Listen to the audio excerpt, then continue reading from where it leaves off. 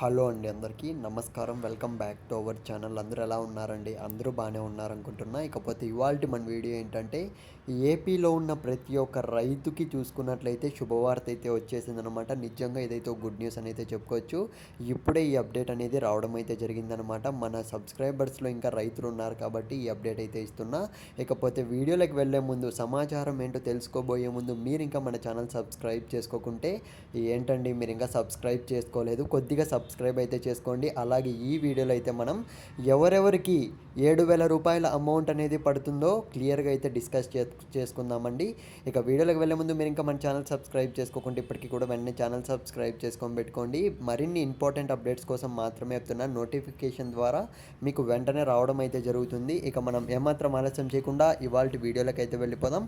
ముందుగా అయితే మీరు స్క్రీన్ మీద అయితే గమనించండి. 19న చూసుకున్నట్లయితే రైతుల ఖాతాల్లోకి అకౌంట్లలోకి 7,000 రూపాయలు జమ అని అయితే మనకు అప్డేట్ అనేది రావడం అయితే జరిగిందనమాట. చాలామంది రైతుల్లో అయితే డౌట్ అయితే ఉండొచ్చు.